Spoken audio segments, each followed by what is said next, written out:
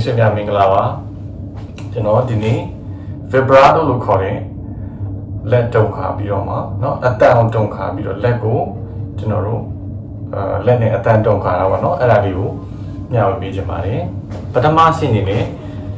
ကျွန်တော်တို့လက်တစ်ချောင်း1 2 3ပေါ့เนาะလက်ညှိုးလက်ကလေးလက်တကြွယ်ကိုA ကျိုးเนาะ A ကျိုးပေါ်မှာထောက်ထားမယ်ပြီးတော့ဒီပုံစံလေးပေါ့နော်ဘိုးမတုံသေးဘူးပေါ့နော်ဘိုးမတီးသေးဘူးလက်ကဝက်ကို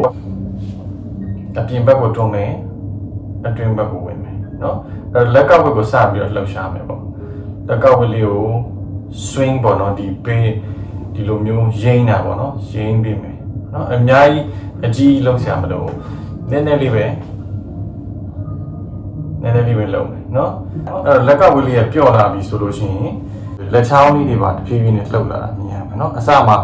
တောင်းနေပါဘောနော်ဒါပေမဲ့ဖြည်းဖြည်းချင်းလှုပ်ပါဖြည်းဖြည်းချင်းချင်းပြီးရင်လက်ကောက်ကချင်းလက်ချောင်းလေးတွေကတဖြည်းဖြည်းနဲ့ပျော့လာမယ်နော်အဲ့လိုပျော့လာပြီဆိုတဲ့အခါကျတော့မှကျွန်တော်တို့ဘိုးကိုစပြီးတော့တီးမယ်နော်ပထမချင်းတဲ့လေ့ကျင့်ခန်းတွေကဘိုးမတုံသေးဘူးပေါ့နော်ပြီးတဲ့အခါမှာလက်ကိုနည်းနည်းလေးတွန်းတဲ့နေရာလေးစမယ်တွန်းထားပြီးတော့မှလက်ကိုshake လုပ်မယ်ပေါ့နော်လက်ကိုရမ်းလိုက်မယ်နော်အဲ့တော့ဘိုးနဲ့တီးမယ်ဆိုရင်အတန်ဒီလိုမျိုးလေးရှိမယ်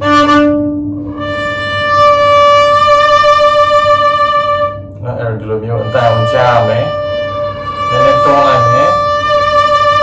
ပြီးတော့မှလောက်ခါလိုက်မယ်ပေါ့နော်အဲ့တော့ဒီတွန်းလိုက်တဲ့အားနဲ့တခါလေးဆွဲပြီးတော့ခါလိုက်တဲ့ပုံမျိုးအဲ့တော့ဒီဟာကို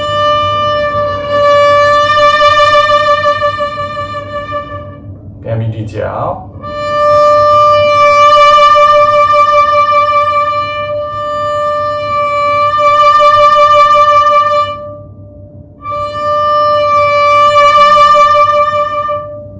vibrato စပြီးလေ့ကျင့်တဲ့အခါမှာကျွန်တော်တို့ bow stroke ပေါ့နော် down ဒါမှမဟုတ်ရင် up ကိုတစ်ခုချင်းစီပဲလေ့ကျင့်မယ်နော်ကျွန်တော်တို့ down ကိုလေ့ကျင့်မယ်ဆိုရင် bow မြောက်မယ် down bow ပဲနော်